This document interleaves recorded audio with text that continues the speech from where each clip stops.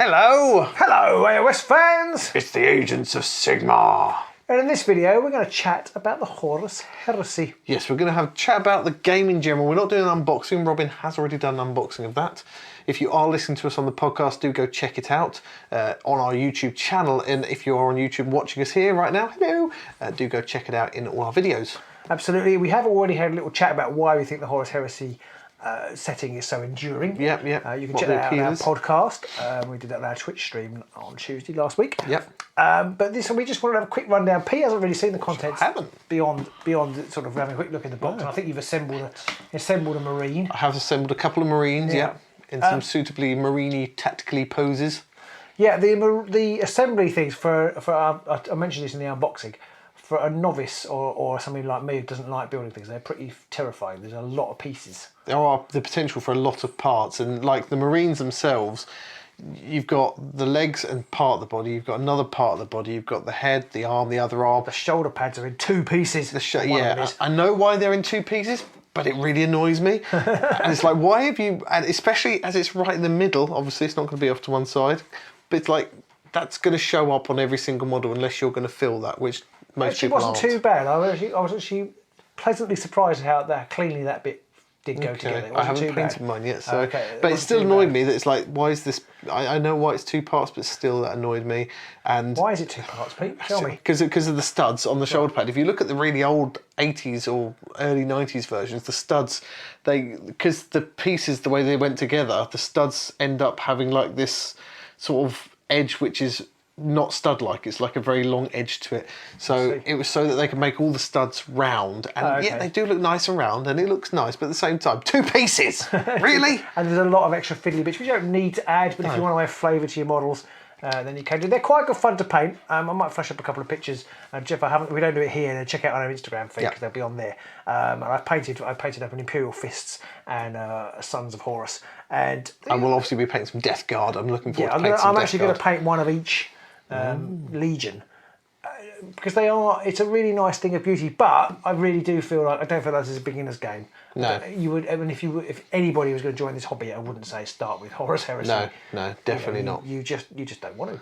And I'll tell you why. The main reason why is, if anyone thinks who's listening on the podcast that Robin's just dropped down dead, no, what he's done is he's dropped what feels like about 5-6 inches worth of solid hardback books onto the table. That's what it is. Because that's what it is. It's just ridiculous. Each of these three books, and there's one for the rule book, there's one for the heretics, and there's one for the loyalists. Yep. But it's like each book is over an inch thick and weighs more than a newborn child. They are really nice. They've got bookmarks in. They've got loads and loads of lovely artwork in. Yep. There is in the rule book, in the main rule book that comes in the box. We should just say only one of them comes in the box. So only the Age of Darkness rule book comes in the box. Yeah, these two. We'll come on to those. You don't 100% need those to play, but you kind of do. The first third of it is lore. Yeah, I mean, pictures. There's 320 odd pages here, and I was just casually flicking through to see how much of that is lore, and it's up to like page 160. So about half of it almost is lore and fluff and stuff like that. Page 140 something. So that's not. And the lore's quite interesting, although it's also I've actually read it. That's how dedicated I am to doing this video. How pleased I actually have read it. Have you read it all? Really? Page 45. I haven't paragraph 2. I haven't read every single word. Okay, no, all right. No. But I have looked through it, and I've read because I don't actually know very much about very many of the legions. So I've read all the legion stuff. I haven't then was the stuff about the Mechanicum and other things. I haven't read that bit actually. But I've read some of it more than once because I didn't quite understand it. Some of it is great and some of it is less great. Yeah. But I mean, you obviously got this wonderfully rich setting, which I think is really inviting. I think actually more inviting than the 40k universe, which is, I still find a bit, I don't know, a lot of people love it. I still find it a bit trivial because I just feel like most of the races and things are just tropes. I don't quite like it. Like Eldar, you mean space elves? Exactly. And orcs, there are tropes here as well. But somehow, I think, as we talked about in our podcast, that kind of traitor, heretic, brother on brother, civil war aspect appeals. But there's just no way I can play this. So these books are the army lists for each of the, well, not each of them, but for they're split. So conveniently enough, they were split 9 versus 9 on the old legions, and so one of these books has the 9 rules for the 9. This one has the 9 traitors, and this one has the 9 loyalists. Have you noticed that there's a Legion 20, but there's only 9 of each? Yes. Have you noticed that? I have noticed that. Yeah. Nobody knows what happened to the other 2. Nobody knows. Well, somebody must, but nobody knows. Women are. I think it was an accounting error. I think somebody said there's going to be 20 of them, and then somebody went away and they came up with 9 of each, and then they came back and gone, I've done them 9 of each, and they went, it's meant to be 20. Oh God. They vanished. Yes, there we go. Brilliant. Moving on. Skimmed off the top, I reckon. Yeah. So at the beginning of these books actually are the same, because the kind of standard shock troops for each legion is the same. And it is worth pointing out as well, and you might have said this and I might have missed it whilst I was looking at things, but again, these are like 1.5 inches thick almost, but there's no fluff. There's a tiny bit. There's a very tiny whiff of fluff, because they are. But it's all stats pretty much, HQs and elite. It's just all of your armies. But there are, like you said, 9 armies worth in here. So so the first chunk up to this bit, which ironically is called page 94, the appendices. For the first chunk, that bit is the same, I think, in both how books. Appendices work. is the same for both books, and it's kind of like all the standard troops that you can have. So your tactical marines, your vehicles, your terminators, the dreadnoughts, all that kind of thing, and they're standard across each legion. And the rest of it controls the legions. I say the rest of it. This bit controls more things about weapons, and this is the thing that I don't like about the game. It's so complicated. It's so complicated. I mean, it's lovely, and if you want to, know everything about Dark Angels or whatever, they're all in here. It's all in here, and they each have individual things that they can take, and they've all got millions of options, and they've all got millions of points values. But for me, it just means that I'm never ever going to play it. And I think that's really sad, because I tell you what, Pete, those 2 Mark 6 Space Marines that I painted, I actually really enjoyed it. And I think, and I'm not the best painter, but you could quite quickly get a really nice looking model. I've only painted 1 of each. If I went to do loads, it might drive me insane. But I was really quite pleased with how good they looked, with minimal effort. I have to say that I don't think the Marines are anything special when it comes down to it. When you compare them to like the I can't remember what they're called, but the newer versions of Space Marines that have come out now, the Primaris. Primaris. I don't think they're any different really to the Primaris models or anything like that. But they are nice models. But it's the theme and the fact that you could have this really. I just like the idea of having Marines fighting Marines, and that's really appeals to me. And I think it's a shame, because I'd love to build I don't know what it is. It's the retroness of it all. I can't quite put my finger on why. I want to play this more than I want to play 40k, but I don't, and I never will, because it's just so complicated. Because you can use the books to kill people with. Yeah, literally. And I think that's a shame. Now, I don't know how many people agree with me on this, and I know some people in our Discord, for our Patreon Discord, don't actually agree with me. But I feel like GW have missed a trick here. Yeah. I feel like, and maybe this will come down the line, I don't think it will, no, but I feel like they should have had a simple rule set, simpler rule set for people who've never played. Yeah. Because this is basically, I know this set is lovely and it's selling out, and I know that it's in huge demand, so they haven't really got an issue. But I feel like they could have drawn lots of more casual players into the Horus Heresy world with a simpler rule set. I'm not saying they should have thrown this one out because people clearly love it, and it's it's a lot of people will be very upset if they threw it out. Yeah. But this, I feel, and I could be wrong, but I feel this is only really going to serve the people who've already played, particularly as they roll further down the line with 40k and they get 9th, 10th edition, which is very different to this. Yeah. It's a huge step up to make that change.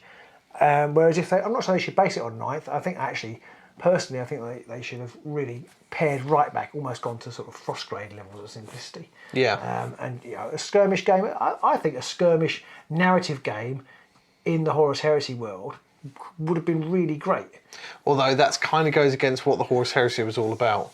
Horus Heresy was all about like the biggest armies of the Imperium, because back then Space Marine legions were thousands of Marines strong, and now Marines chapters are very small by comparison. Because they've been all wiped out and they can't make any more. Partially that, but also because Rabute decided, actually, if Marines go rogue, they're really dangerous. So actually each group of Marines is going to be pared right down to much smaller forces. So your average Marine, tactical squad could subjugate an entire planet is the fluff side of things. So they didn't need more than a few hundred Marines. I see. Whereas back then, they were legion. There were thousands of them. Okay, so there's a narrative, not a narrative, but there's a law reason for not doing it. But I just feel like they must have occasionally gone on a covert mission. Yeah, they must have done. I mean, the Alpha Legion must have done, for God's sake. I mean, they're the Alpha Legion, for God's sakes. Yeah. Maybe not the World Eaters. They're not so good on the whole, sneaky around thing. They kind of just go, ah! Yeah. But, I definitely think that even if you didn't do a pared down skirmish version of this game, which I still think you could do very easily, cutting down and paring down the rules, I think would have been much better. And like you say, I'm sure lots of people won't agree with us on that. But I don't think, and I know this harkens back to earlier versions of the game because, it's based on 7th edition rules or whatnot. And, it's based on an earlier version of the game itself. Horus Heresy is a very old game in itself.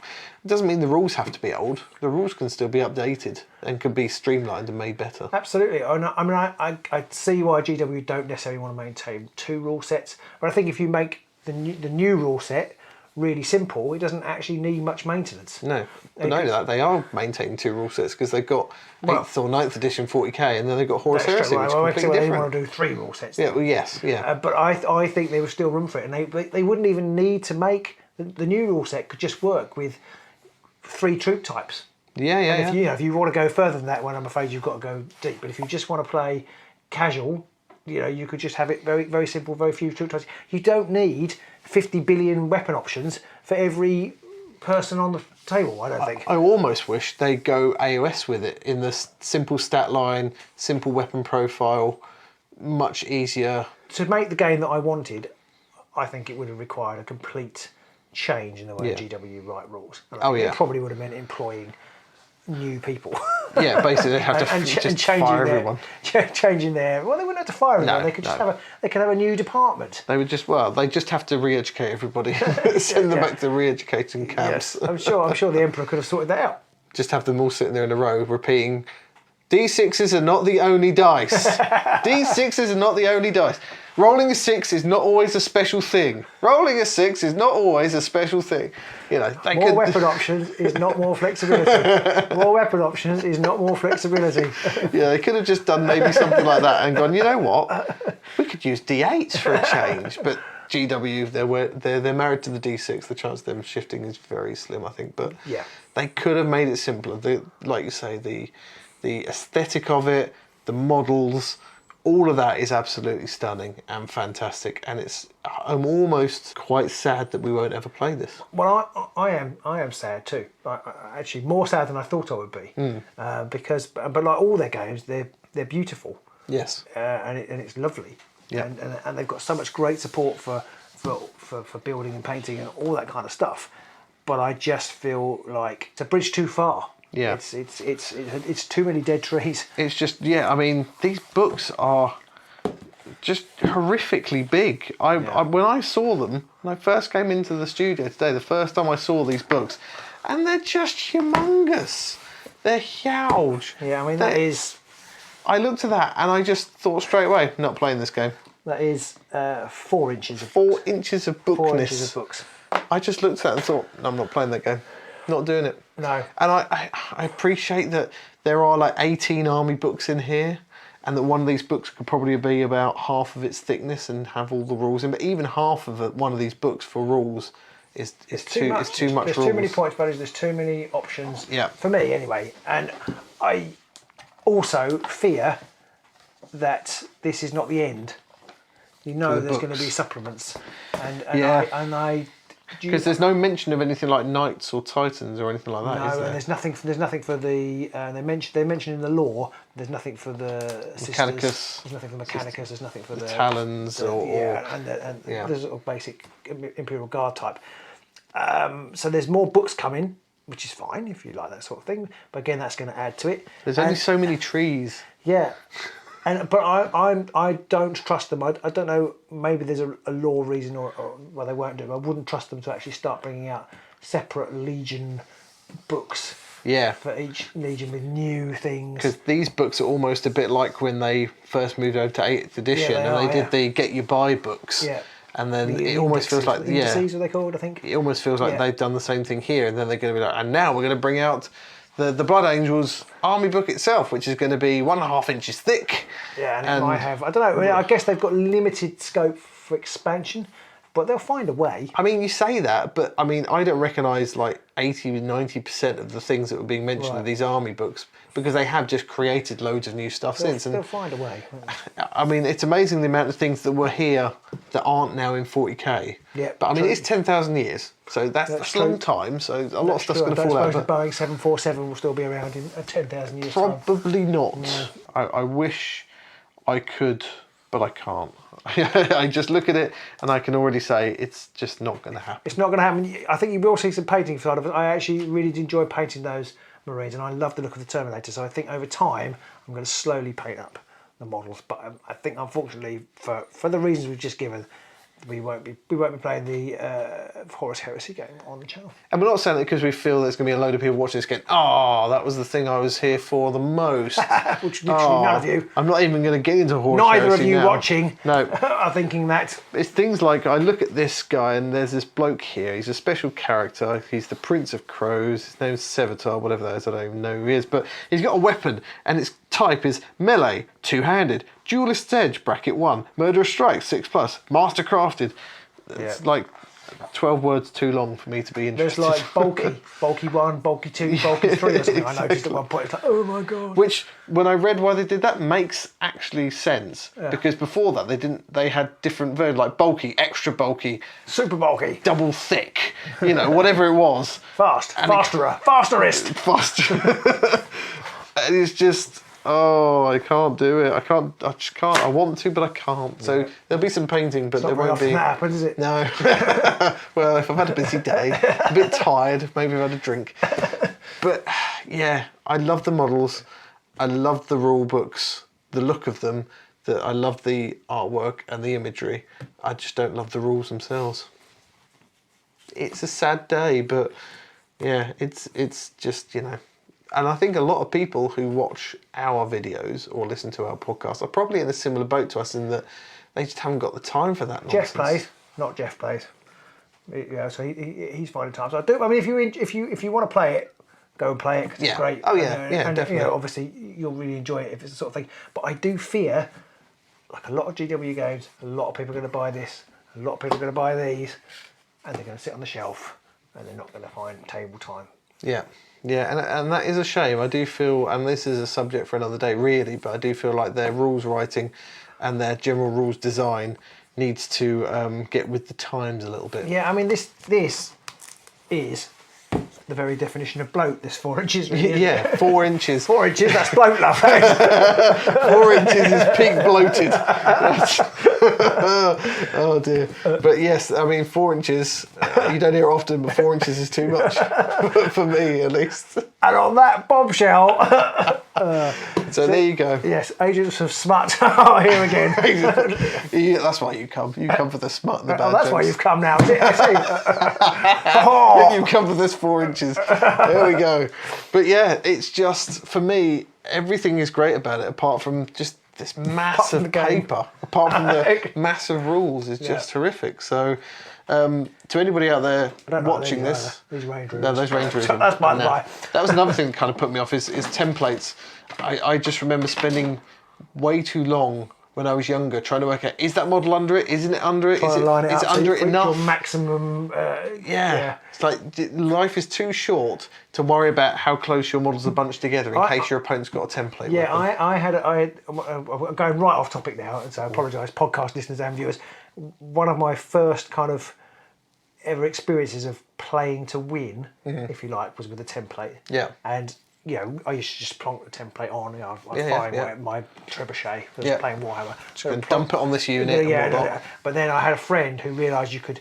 So I would probably miss some, but I had a friend who realised if you had like a 5x5 unit, you could place it so that it got every single model. You just got it just right. Yeah, if you get it right in the middle there, yes. So that for me, those kind of things, it's my life's. I haven't got enough of it left to have to worry about those kind of things. I'm nearly 50, you know.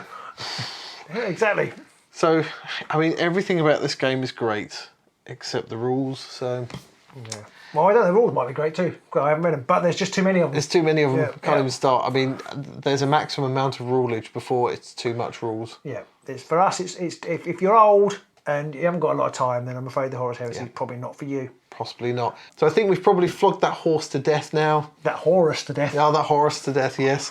So it's time for us to say thank you for watching. Or listening. And we'll see you soon, maybe in the underworld. Maybe somewhere. Anywhere else. Middle Earth, yeah. Hard to tell. We're all over the place these days. All over the place. See you soon. Bye.